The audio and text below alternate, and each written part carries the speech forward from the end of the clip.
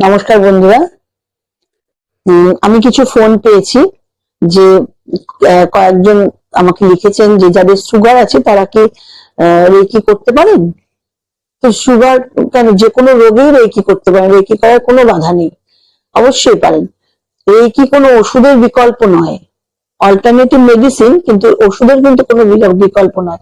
তবে এটি স্ট্রেস কমায়, আর স্ট্রেস কমলে সুগার নিয়ন্ত্রণে থাকে। আমি বলছি না যে সুগার একদম যেই রেকি শিখবেন পরের দিন থেকে একদম একদম নেমে, তা বলছি না। আমি বলছি স্ট্রেস কমে, এবং স্ট্রেস কমলে বাকি সবকিছুই কমতে থাকে, সুগারের লেভেলটা নিয়ন্ত্রণে থাকে। কিভাবে করবেন? প্রথমে চোখ বন্ধ করবেন, চোখ বন্ধ করে কিছুক্ষণ শান্তভাবে বসে 3 থেকে 5 বার শ্বাস নেবেন এবং ধীরে ধীরে শ্বাস ছাড়বেন, এবং দুটো হাত নাভির একটু উপরে রাখবেন, মণিপুর চক্রে, নাভির একটু উপরে মণিপুর চক্রে রাখবেন, এবং ভাবুন যে সাদা আলো আপনার শরীরে প্রবেশ করছে, একদম ধপধপে সাদা আলো আপনার শরীরে প্রবেশ করছে, এবং মনে মনে বলুন, আমার শরীর ব্যালেন্সড, আমি শান্ত ও সুস্থ, আমার শরীর ব্যালেন্সড, আমি শান্ত ও সুস্থ।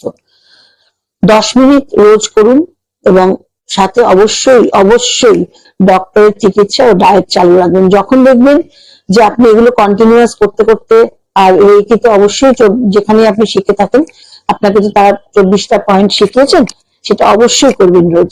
এবং পারলে প্যানক্রিয়াসে, লিভার প্যানক্রিয়াস যে দুটো সাইড, সেই দুটো সাইডে হাত রাখবেন, এবং নাভির একটু উপরে মণিপুর চক্রে হাত রাখবেন, এবং দেখবেন বেশ কিছুদিন করার পরে দেখবেন, যখন আপনি টেস্ট করে দেখবেন যে আপনার সুগারটা নিয়ন্ত্রণে এসছে, তখন ডক্টরকে বললে ডক্টরই আপনার ওষুধ আস্তে আস্তে কমাবেন, বা নিয়ন্ত্রণ থাকে যা করেন সেটা ডক্টর করবেন।